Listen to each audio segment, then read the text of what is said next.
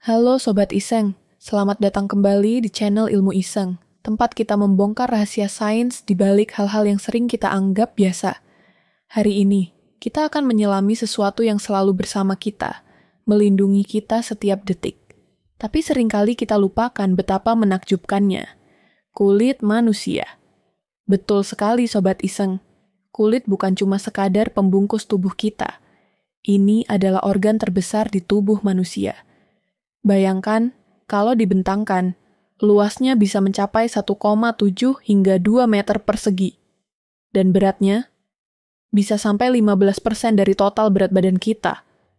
Ini bukan cuma lapisan luar, tapi sebuah benteng hidup yang super canggih. Nah, untuk memahami kecanggihan kulit, kita harus melihatnya lebih dekat. Kulit kita ini punya 3 lapisan utama yang masing-masing punya tugas pentingnya sendiri. Pertama, ada epidermis. Ini adalah lapisan terluar yang sering kita sentuh. Epidermis ini ibarat tembok pertahanan pertama kita. Sebagian besar selnya adalah keratinosit, yang terus-menerus beregenerasi dan membentuk lapisan pelindung keras yang disebut keratin. Ini yang bikin kulit kita kuat dan tahan air. Di sini juga ada melanosit, sel yang memproduksi melanin, pigmen yang memberi warna pada kulit kita, dan melindunginya dari sinar UV berbahaya. Jadi, warna kulit kita itu bukan cuma estetika, tapi juga mekanisme pertahanan alami. Turun sedikit ke bawah. Ada lapisan yang lebih tebal dan kompleks, namanya dermis. Ini adalah jantungnya kulit, Sobat Iseng. Di sini ada jaringan ikat yang kuat, kaya akan protein seperti kolagen dan elastin. Kolagen ini yang bikin kulit kita kenyal dan kuat. Sedangkan elastin yang bikin kulit kita bisa melar dan kembali ke bentuk semula. Makanya, kalau kolagen dan elastin ini rusak, kulit kita bisa jadi keriput atau kendur. Selain itu, dermis juga penuh dengan pembuluh darah yang mengalirkan nutrisi dan oksigen ke sel-sel kulit, serta membawa pergi limbah. Ada juga ujung-ujung saraf yang tak terhitung jumlahnya. Inilah yang bikin kita bisa merasakan sentuhan, tekanan, suhu panas, atau dingin. Bahkan rasa sakit. Dermis juga rumah bagi folikel rambut, kelenjar keringat untuk mendinginkan tubuh, dan kelenjar minyak, sebaceous glands, yang menghasilkan sebum.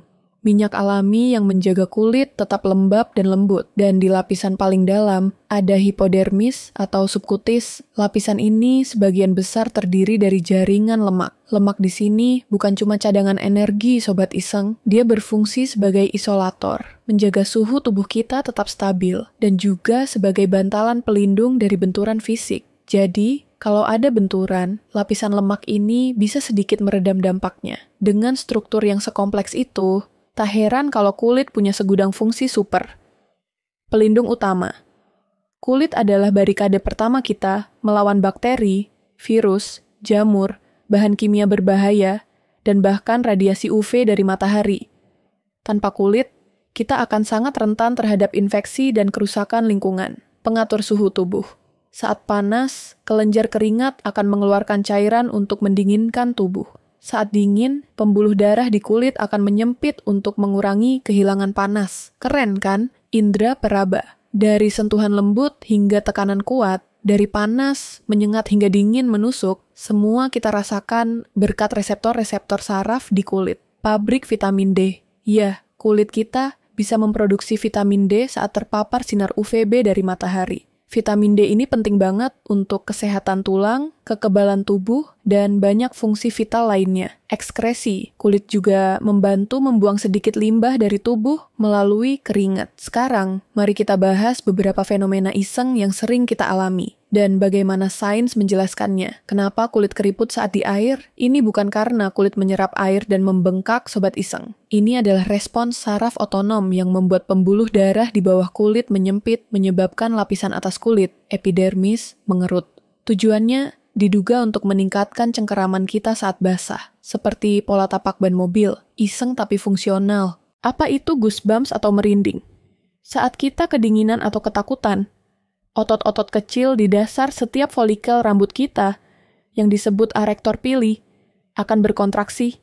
Ini membuat rambut berdiri dan menciptakan benjolan-benjolan kecil di kulit. Pada hewan berbulu, ini membantu menjebak lapisan udara hangat atau membuat mereka terlihat lebih besar untuk menakuti predator. Pada manusia, ini lebih merupakan sisa evolusi, tapi tetap iseng dan menarik. Kenapa warna kulit bisa berubah? Selain melanin yang menentukan warna dasar kulit, kulit kita juga bisa berubah warna karena aliran darah, misalnya saat kita malu atau berolahraga, atau bahkan karena kondisi medis tertentu. Dengan semua fungsi vital ini, menjaga kesehatan kulit itu penting banget, Sobat Iseng. Beberapa tips berbasis sains. Gunakan tabir surya.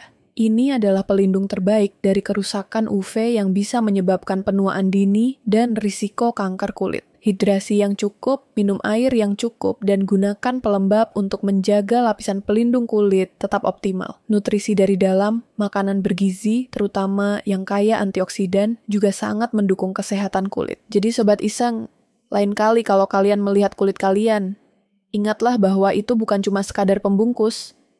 Itu adalah organ yang luar biasa kompleks, cerdas, dan bekerja tanpa henti melindungi kita. Sains di baliknya benar-benar bikin kita kagum, kan? Gimana menurut kalian, Sobat Iseng? Fakta mana yang paling bikin kalian terkejut? Atau ada pertanyaan lain tentang kulit yang ingin kalian tahu? Jangan ragu tulis di kolom komentar ya. Kalau kalian suka video ini, jangan lupa like, komen, share, dan subscribe channel Ilmu Iseng untuk lebih banyak lagi rahasia sains yang iseng, tapi bikin penasaran. Ilmu Iseng.